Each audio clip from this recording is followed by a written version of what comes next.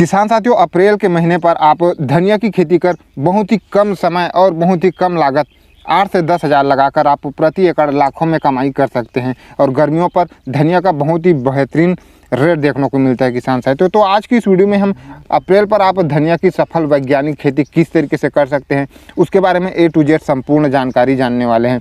साथ में जानने वाले हैं कि ज़्यादातर गर्मियों पर पीलापन की समस्या बहुत ही ज़्यादा परेशान करती है धनिया के किसानों को, तो उसका जो 100% इलाज है वह आज की इस वीडियो में देखने को मिलने वाली है। तो वीडियो को कंप्लीट देखिएगा और चैनल को भी सब्सक्राइब कर लें। किसान साथियों, सबसे पहले अगर हम मिट्टी की बात करें तो लगभग सभी तरह के जो मिट्टी है उस पर आप धनिया की खेती सफलतापूर्वक कर सकते हैं, लेकिन सबसे सर्वोत्तम मिट्टी की बात करें तो रेतीली, दोमट मिट्टी, बलुई मिट्टी जिसका जो pH मान है वह 6.5 से 7.5 के बीच में हो, वह बहुत ही सर्वोत्तम माना गया है।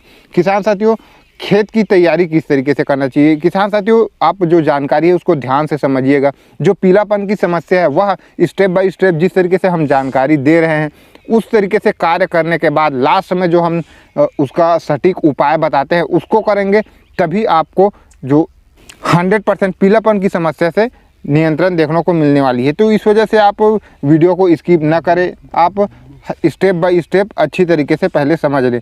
तो खेत की तैयारी के समय किसान साथियों आपको 1 से 2 बार गहरी जोताई करा लेना है। उसके बाद आखिरी जोताई के समय आपको 3 से 4 ट्राली गोबर खाद, यदि गोबर खाद नहीं है तो वैसे में आपको 1 बैग SSP जो खाद है उसको खेतों में अच्छी तरीके से फैला देना है किसान साथियों। इससे होता क्या है कि जो रूट्स हैं वह काफ़ी अच्छी तरीके से आते हैं और साथ में जो वाटर जो होल्डिंग कैपेसिटी है वह भूमि में अच्छी तरीके से बन जाता है। और गर्मियों के दिनों में सिंचाई की काफ़ी अधिक आवश्यकता होती है, तो वैसे में जो SSP आप खाद डालेंगे वह बहुत ही यूज़फुल होने वाला है। तो इस तरीके से आप जो है खेत की तैयारी कर सकते हैं किसान साथियों। और भूमि को इस तरीके से तैयार करना है जिससे जो पानी निकासी की उचित व्यवस्था हो किसान साथियों। अब अगर आप चाहे तो ट्रैक्टर से सीड की मदद से धनिया की बुआई कर सकते हैं, छिड़कन विधि परंपरा विधि से आप कर सकते हैं, और अगर आप चाहे तो क्यारी बनाकर भी धनिया की खेती कर सकते हैं। आपको जिस हिसाब से उचित लगे उस हिसाब से आप बुआई कर सकते हैं। मेरे हिसाब से गर्मियों पर आपको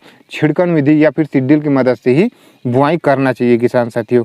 उसमें आपको एक बेहतरीन उत्पादन देखने को मिलने वाला है। बुआई पर आपको बहुत ही विशेष रूप से ध्यान रखना है किसान साथियों। बुआई आपको सही विधि से करना है किसान साथियों। ज़्यादातर जो किसान है वह बुआई सही तरीके से नहीं करते, ठीक तरीके से जर्मिनेशन नहीं ला पाते। तो उसके लिए आपको करना क्या है कि जो धनिया का बीज है वह आपको उसको 2 भागों में बांट लेना है हाथों से रगड़ कर, उसके बाद ही आपको बुआई करना है किसान साथियों। और जो बीज है उसको आपको उपचारित कर लेना है जिससे जर्मिनेशन आपको अच्छा देखने को मिले। और जो वैरायटी है वह आपको अपने क्षेत्र का उन्नत वैरायटी का ही चुनाव करना है, तभी आपको जो गर्मी पर 100% जर्मिनेशन देखने को मिल सकता है। हाईब्रिड बीज का ही आपको चुनाव करना है। किसान साथियों, धनिया की खेती में खाद की उतनी ज़्यादा आवश्यकता नहीं पड़ने वाली, क्योंकि 40 से 45 दिनों में जो इसका हार्वेस्टिंग है वह हो जाता है। तो वैसे में खाद बिल्कुल ना के बराबर लगने वाला है। एक ही बार आपको खाद डालने की आवश्यकता पड़ने वाली है। 10 से 12 दिन बाद आप 1 kg 19 या फिर 28 का स्प्रे कर सकते हैं। उसके बाद जब आपका फसल 15 से 20 दिन का हो जाए, 20 दिन के आसपास, तो उस समय आपको 20 kg यूरिया और 10 से 12 kg आप DAP ले सकते हैं और 5 kg आप पोटास डाल सकते हैं किसान साथियों। आपको यह जो खाद है उसको खेतों में छिड़क कर आपको सिंचाई कर देना है। उसके बाद आपको खाद की आवश्यकता नहीं पड़ने वाली। खरपतवार नियंत्रण के लिए किसान साथियों आपको पहले बुआई कर लेना है, उसके बाद तुरंत खेतों पर सिंचाई कर देना है। उसके बाद आप पेंडामेथिलिन का स्प्रे आपको कर लेना है किसान साथियों। तो वह जो है खरपतवार को उगने नहीं देता और आपको स्टार्टिंग के समय पर एक अच्छा खासा जो ग्रोथ है वह देखने को मिल जाता है जब आपके फसल पर खरपतवार नहीं होता। तो खासतौर पर इसमें सिंचाई पर बहुत ही विशेष रूप से ध्यान देना होता है। गर्मियों पर सिंचाई की काफ़ी ज़्यादा आवश्यकता होती है।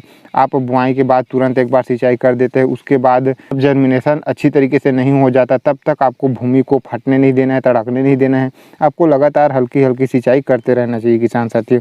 उसके बाद जब धनिया बड़ा हो जाता है तो आपको हर दिन में एक बार आपको सिंचाई कम से कम करना ही है किसान साथियों। आपको सुबह सुबह या फिर शाम के समय आपको स्प्रिंकलर की मदद से आपको सिंचाई, हल्की हल्की सिंचाई आपको रोज़ करना है किसान साथियों। कई सारे ऐसे किसान हैं जो कि सुबह और शाम 2 टाइम जो है दिन पर पानी देते हैं, हल्की हल्की सिंचाई लेते हैं, स्प्रिंकलर के माध्यम से लेते हैं। लेकिन अगर आप दिन पर एक बार सिंचाई करते हैं, हल्की सिंचाई, फिर भी बहुत ही अच्छा आपको जो उत्पादन है वह देखने को मिलने वाला है।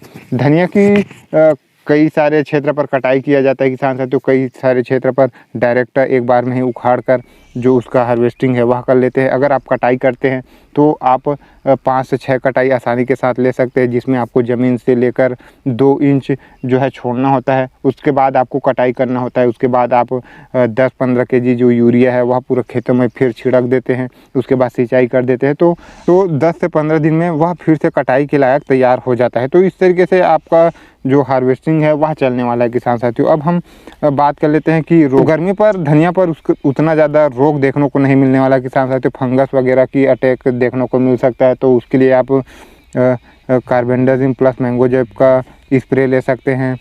रस चूसा कीटों की समस्या अगर देखने को मिलती है तो आप इमिडाक्लोप्रिड 30% का स्प्रे कर सकते हैं। समस्या जब आती है तभी आपको स्प्रे करना है किसान साथियों। अब हम बात कर लेते हैं पीलापन की समस्या पर आप किस तरीके से नियंत्रण कर पाते हैं। तो होता क्या है किसान साथियों कि गर्मियों पर धूप काफ़ी अधिक होने की वजह से भी जो पीलापन है उसकी समस्या देखने को मिलती है। धूप काफ़ी तेज़ होती है। बरसात के समय अगर हम बात करें तो बरसात के समय लगातार बारिश होती रहती है। इस वजह से धनिया में काफ़ी ज़्यादा हरापन देखने को मिलता है और बरसात पर धनिया उगाना काफ़ी ज़्यादा आसान भी होता है, लेकिन उस समय पर जो रेट है वह आपको पता ही है कि बहुत ही गिरा हुआ देखने को मिलता है। पानी के भाव जो धनिया है वह जाता है। तो जस्ट उसके विपरीत अगर आप तो गर्मी पर धनिया की खेती थोड़ा मुश्किल है, लेकिन रेट भी आपको एक बेहतर देखने को मिलता है किसान साथियों। तो धूप की वजह से ये जो समस्या है वह देखने को मिलती है। फसल पर स्ट्रेस आ जाता है, इस वजह से जो पीलापन है वह समस्या देखने को मिलती है।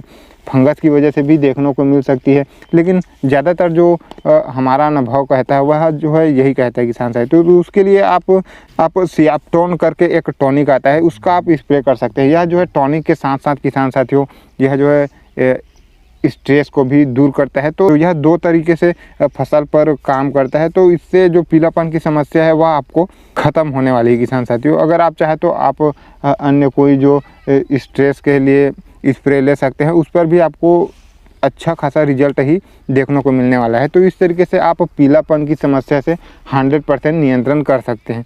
उम्मीद है आज का वीडियो आपको काफ़ी ज़्यादा पसंद आया हो। वीडियो पसंद आया हो तो एक लाइक कर चैनल को सब्सक्राइब कर लें।